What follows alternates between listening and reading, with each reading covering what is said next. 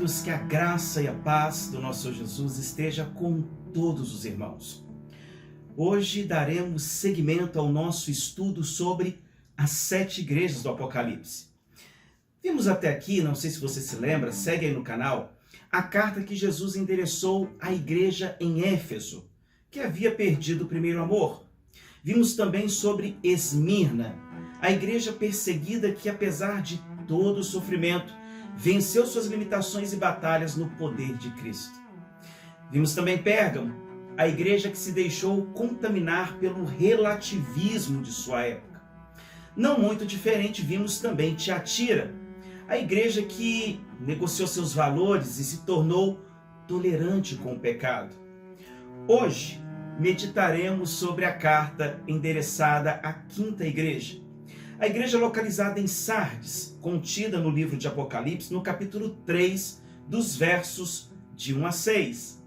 Sardes, que hoje é a atual Turquia, simbolizava a igreja apática, que necessitava urgentemente de um avivamento.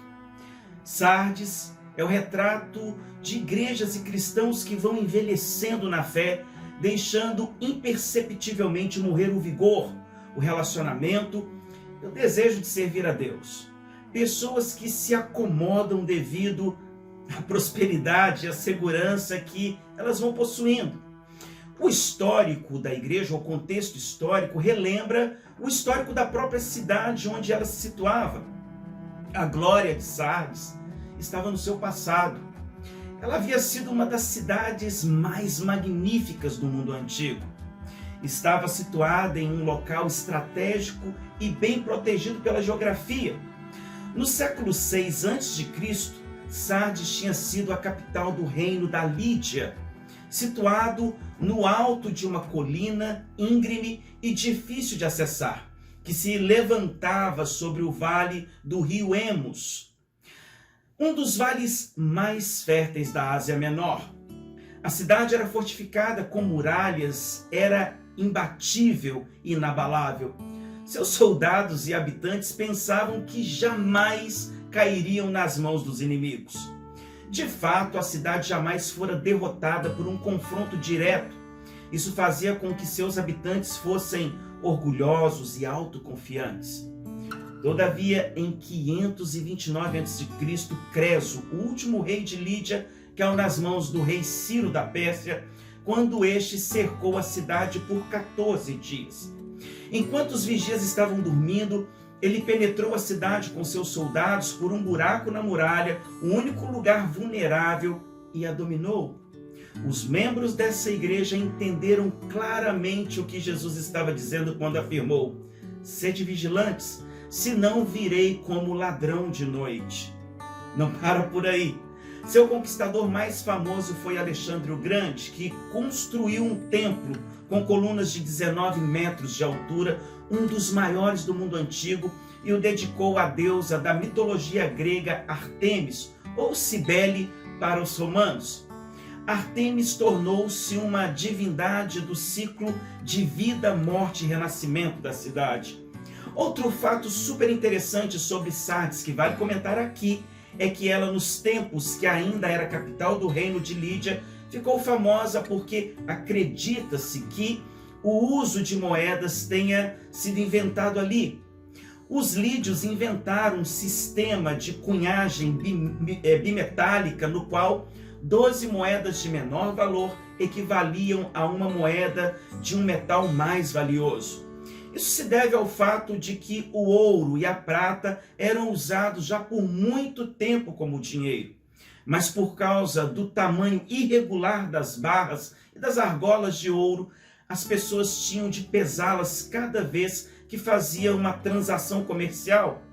Por exemplo, em Israel, o profeta Jeremias, isto mesmo, comprou um lote de terra e escreveu, olha só: comecei a pesar-lhe o dinheiro, 7 ciclos e 10 moedas de prata. Jeremias capítulo 32, versículo 9. Saindo agora um pouquinho do contexto histórico, quando João escreveu este livro, Sardes era uma cidade rica, porém totalmente degenerada. Seus habitantes se entregaram aos encantos de uma vida promíscua, de luxúria e de prazer. A igreja tornou-se como a cidade que, em vez de influenciar, infelizmente, ela era influenciada. Mediante todo este histórico, Jesus, no verso 1, ele inicia dizendo: segue comigo. E ao anjo da igreja que está em Sardes escreve: isto diz o que tem os 7 Espíritos de Deus, os 7 Espíritos de Deus e as 7 estrelas. Conheço as tuas obras, que tens nome de que vives e estás morto. A cidade de Sardes, no ano 17 depois de Cristo, sofreu um terremoto, sendo parcialmente destruída. Ela foi reconstruída com incentivos do governo romano de Tibério. Todos a elogiavam pela aparência. A fama de Sardes era reconhecida por toda a Ásia Menor. Foi por este motivo que Jesus disse: sei de tudo o que você faz. Você tem fama de estar vivo. Em outras palavras, Jesus deixa claro que, em primeiro lugar, Sardes estava morta e vivia de aparência. Amado irmão, não existe nada pior que um cristão que vive de aparência. Não só pelos danos que ele cria na vida daqueles que estão à sua volta, mas principalmente pelo dano que ele cria em sua própria vida. Tem um ditado antigo, porém muito atual, que diz: diga-me o que você aparenta ser e eu vou lhe dizer o que lhe falta. Quem prioriza as aparências sempre precisa recorrer a um personagem fictício que lhe permita transmitir a ideia de que está tudo bem, que leva uma vida feliz, bem-sucedida e aparentemente espiritual. Jesus se revela a Sardes conforme a necessidade que ela mais possuía. Os 7 Espíritos de Deus aqui é uma alusão à plenitude do Espírito Santo, como dito em Apocalipse capítulo 1, verso 4. E as 7 estrelas demonstram a preocupação e o cuidado que Cristo possui por suas igrejas. A igreja de Sardes tinha nome, ela tinha fama, ela tinha performance e obras, mas infelizmente lhe faltava a cereja do bolo. Ela não tinha vida, não era uma igreja íntegra, o que fazia com que sua dignidade estivesse em jogo. A pergunta que fica quando lemos esta carta é: o que leva uma igreja a morrer desta forma? O irmão e pastor presbiteriano Hernandes Dias Lopes, e eu gosto muito dele, ele descreveu muito bem os sintomas que conduzem uma igreja a viver como Sardes, e eu acho que vale muito a pena registrar aqui nessa mensagem.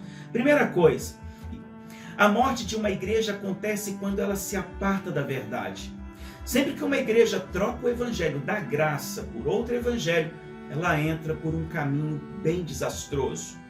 Em segundo lugar, a morte de uma igreja acontece quando ela se mistura com o mundo. Isso mesmo, a teologia capenga é que produz uma vida de aparências e tolerante com o mundanismo.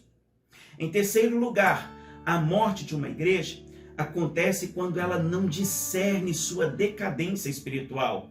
A igreja de Sardes olhava-se no espelho e dava nota máxima para si mesma.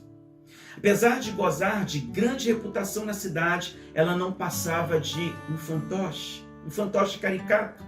A maioria dos seus membros ainda não eram convertidos. O diabo não precisou perseguir essa igreja de fora para dentro. Ela já estava sendo derrotada pelos seus próprios pecados. Em quarto lugar, a morte de uma igreja acontece quando ela não associa a doutrina com a vida.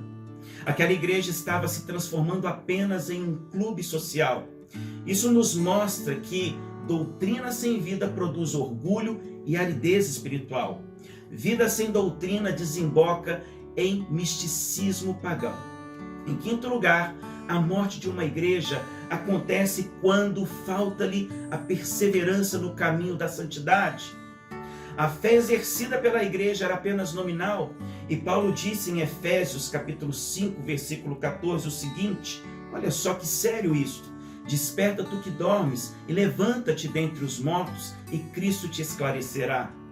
Sardes nos mostra o quanto precisamos retornar em humildade e quebrantamento diante do Senhor. Quando não mais choramos diante de Deus por causa de nossas transgressões, fica claro o quão decadentes espiritualmente estamos. Todavia, essa igreja também nos mostra que Jesus tem o desejo de reavivar os corações dos que estão desanimados e aparentemente mortos. No verso 2 de Apocalipse 3, Jesus declara em alto e bom som: "Sê vigilante e confirma os restantes que estavam para morrer, porque não achei as tuas obras perfeitas diante de Deus." Algo visível a quase todas as igrejas do Apocalipse é que o mundanismo sempre adoece a igreja. Quando Jesus olhou para a igreja, logo viu as causas de sua enfermidade espiritual. A maioria dos crentes apenas tinham seus nomes no rol da igreja, mas não no livro da vida. O pecado mata, queridos, os sentimentos mais elevados e petrifica o coração humano. Jesus ele pede à igreja que ela seja vigilante. Sardes nunca havia sido atacada de frente, mas por 2 vezes a cidade foi atacada e derrotada de surpresa por falta de vigilância. Estou escutando aqui o sonzinho da chuva que cai. Olha que delícia. Irmãos, essa advertência de Jesus traz esperança para a igreja e revela que a letargia espiritual é algo que traz sérias consequências ao coração humano. Jesus também pede que a igreja se consolide, confirma os restantes que estavam para morrer. Se o reavivamento não viesse até o pequeno remanescente, seria vítima, com certeza, da morte espiritual. Em terceiro lugar, Jesus confronta a igreja a uma mudança radical, porque não achei as tuas obras perfeitas diante de Deus. Olha o que a palavra diz. Os crentes estavam vivendo em duplicidade com a verdade. E o profeta Isaías nos revela a tristeza de Deus em ver crentes com esta atitude. Olha só o que a palavra nos declara. Porque o Senhor disse: pois que este povo se aproxima de mim, e com a sua boca e com seus lábios me honra, mas o seu coração se afasta para longe de mim, e o seu temor para comigo consiste só em mandamentos de homens, em que foi instruído. Isaías capítulo 29, verso 13.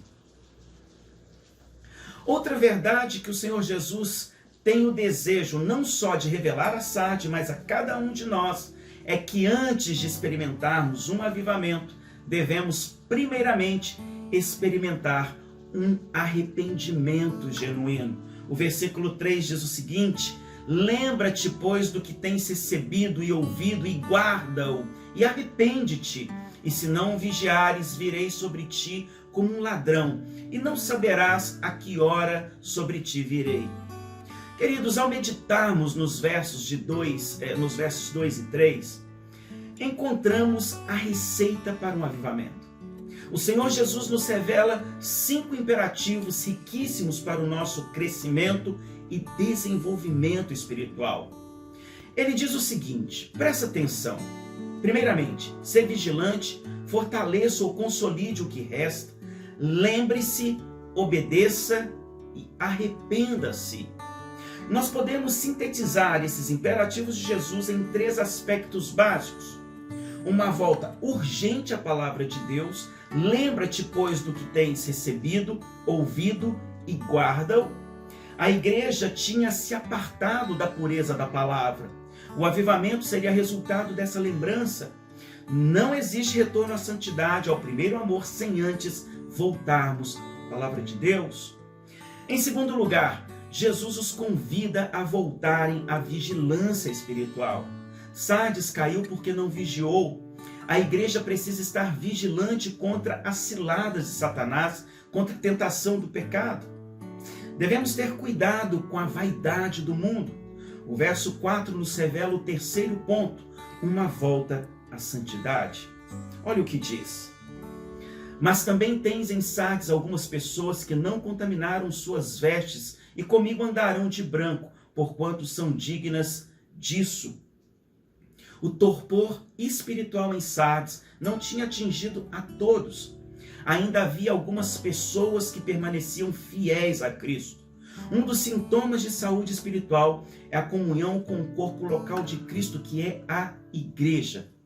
Apatia e abandono da comunhão com esses alguns que não mancharam suas sopas com mal é sintoma de doença na alma. O cristianismo, irmão, é para ser vivido em comunhão. Mediante tudo isso, Jesus finaliza a carta de Sardes dizendo o seguinte, olha só o verso 5 da sua Bíblia. O que vencer será vestido de vestes brancas, e de maneira nenhuma riscarei o seu nome do livro da vida. E confessarei o seu nome diante de meu Pai e diante dos seus anjos. Quem tem ouvidos, ouça o que o Espírito diz às igrejas. Apocalipse capítulo 3, dos versos de 5 a 6. Temos neste final da carta uma promessa linda de Jesus Cristo.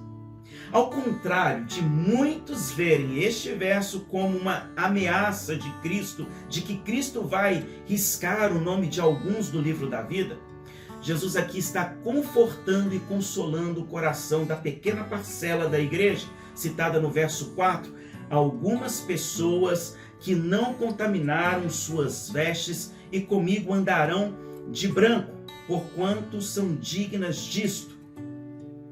Cristo promete a estes e a todo cristão verdadeiro que ele de maneira nenhuma riscará o seu nome do livro da vida, mas confessará o seu nome diante do Pai e diante dos seus anjos.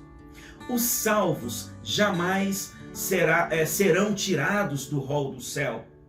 Todavia, aqueles que estão mortos espiritualmente e negam a Cristo, nunca tiveram seus nomes escritos no livro da vida. Quando eu olho para esta promessa de consolo, eu sou lembrado sim das palavras de Paulo, escrita na carta aos Efésios, no capítulo 1, dos versos de 3 a 6, que vale a pena ler aqui.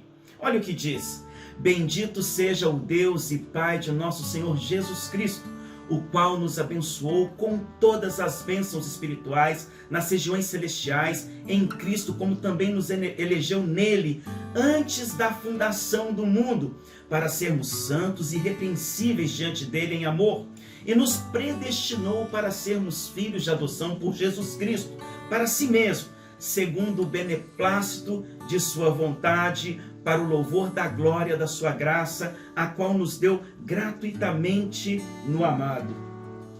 Irmãos, que em tempos tão difíceis os quais o mundo vive, possamos regozijar-nos em Deus, sabendo que Ele está conosco, nos conduzindo em santidade e vida. Que possamos buscar avivamento, pois não existe nada melhor do que ser amigo de Deus. A palavra diz que devemos orar no Espírito, pregar no Espírito, adorar no Espírito e viver no Espírito. Claro, andar também no Espírito.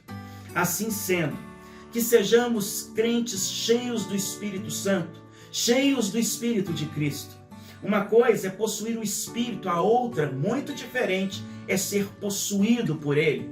Uma coisa é ser habitado pelo Espírito, outra é ser cheio do Espírito, ser governado pelo Espírito Santo de Deus. Uma coisa, queridos, é ter o Espírito residente, outra é tê-lo governando a nossa vida, presidindo a nossa vida, nos conduzindo, nos guiando. Aqui nós fechamos a mais um estudo e brevemente estudaremos sobre a igreja em Filadélfia. Então, fica ligado. Que Deus te abençoe. Um grande abraço e até o próximo.